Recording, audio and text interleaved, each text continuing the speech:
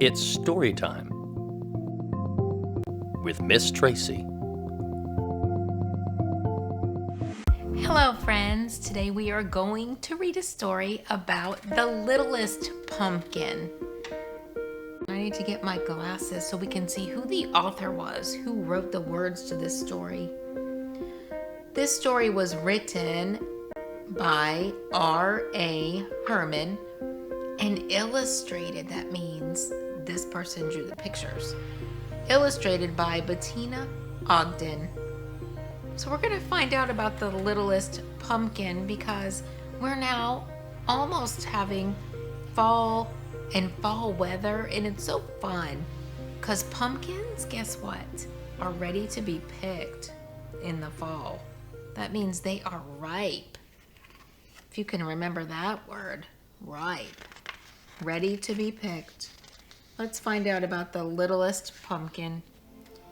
It was Halloween and there were 18 pumpkins left at Bartlett's farm stand.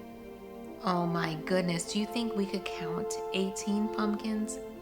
1, 2, 3, 4, 5, 6, 7, 8, 9, 10, 11, 12, 13, 14, 15, 16, 17, 18. Isn't that great? We just counted to 18. Awesome. The pumpkins looked their very best because they all wanted to be taken home and made into jolly jack-o'-lanterns. Jolly means happy. So they wanted to be happy jack-o'-lanterns, not scary ones. They wanted to be happy ones. The littlest pumpkin had the biggest dreams of all. She saw herself shining in the dark with ghosts, monsters, witches, and fairies gathered around her, singing a Halloween song.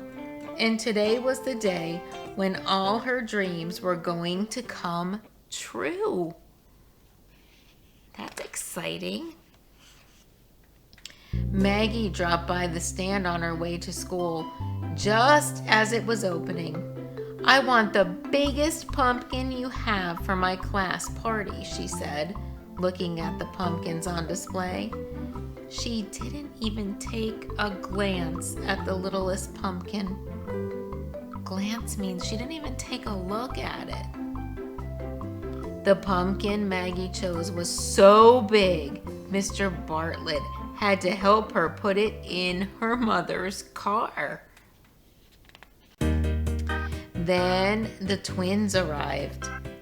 Jess wanted the roundest, fattest pumpkin. Jen wanted the tallest, skinniest pumpkin. They both knew exactly what they wanted their jack-o'-lanterns to look like. So no one is looking for the littlest pumpkin yet. Later that morning, Mrs. Garland's class came to the farm stand to buy apples and pumpkins for their Halloween party. The littlest pumpkin was very excited when she saw all of the children. "Now certainly, I will be chosen by someone and made into a jack-o'-lantern," she thought. But no one chose the littlest pumpkin. That's so sad. The littlest pumpkin is feeling sad. All day long, people came to the farm stand to buy pumpkins. Mr. Potter ran in to choose a pumpkin for his daughter, Kate. Poor Kate was home with the flu, but she had drawn pictures for her dad so he could see exactly what kind of pumpkin she wanted. Mr. Potter looked at every single pumpkin until he found the right one. There's Kate's picture, and there's the pumpkin he found to match. I don't think it was the littlest pumpkin, though. The sun began to set, and only 4 pumpkins were left at the farm stand. One pumpkin had a bruise on its back. One pumpkin was lumpy and bumpy. One pumpkin didn't have a stem. And the last pumpkin was the littlest pumpkin. The littlest pumpkin still had big dreams. She would be a beautiful jack-o'-lantern at a Halloween party. She would shine in the dark with ghosts, monsters, witches, and fairies gathered around her singing a Halloween song. There she is on the table. That's how she's thinking of herself. But while the littlest pumpkin was dreaming, Cabe and Mona arrived. They ran up to the 4 remaining pumpkins. Gabe grabbed the stemless one. "Perfect," he said. "My jack-o'-lantern is going to wear this hat." Mona picked the littlest pumpkin. "Oh, how cute," she said. The littlest pumpkin was so happy. All her dreams were going to come true. "But it's too small for me to carve into a jack-o'-lantern," said Mona, putting it down. Then she picked up the lumpy, bumpy one instead. "Now, this one is perfect." So the poor little pumpkin, Mona really liked the little pumpkin, but she ended up choosing a different one because she didn't think she could get a jack-o'-lantern face on the littlest pumpkin. Soon it was dark and the stars began to sparkle in the sky. Mr. Bartlett was cleaning up. "Oh, please don't close yet," thought the littlest pumpkin. "I must be a jack-o'-lantern for Halloween." Suddenly, Mr. Bartlett heard someone calling his name.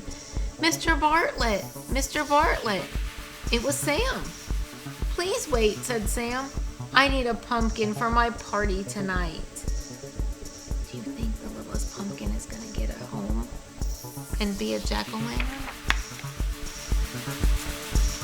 Mr. Bartlett picked up the bruised pumpkin and told Sam that if he turned it around, it would make a very nice jack-o'-lantern.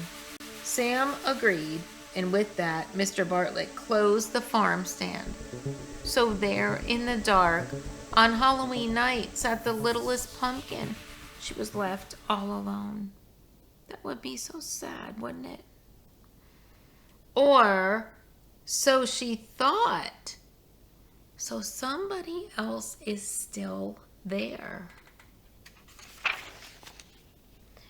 For just when the littlest pumpkin was sure she was going to be spending Halloween night all alone in the empty farm stand, mice started scurrying around her. They were decorating everything, wearing tiny costumes and carrying all sorts of Halloween goodies. And before the littlest pumpkin knew what was happening, so there's little tiny mice and a little tiny pumpkin. Do you think they might have their own party?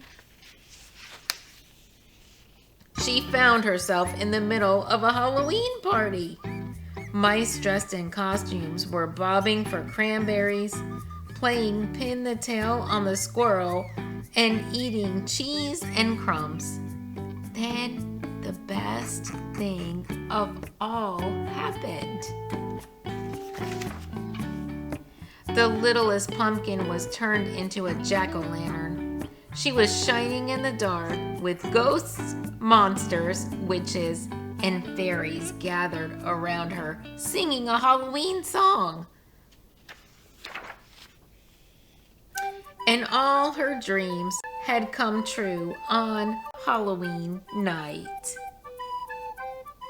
Oh, I love that story because at the beginning, the pumpkin was excited. The littlest pumpkin, she was so excited to find a home and be a jack-o'-lantern. And then in the middle of the story, it didn't happen.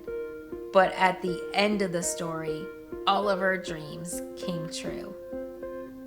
So I really enjoyed that Littlest Pumpkin story.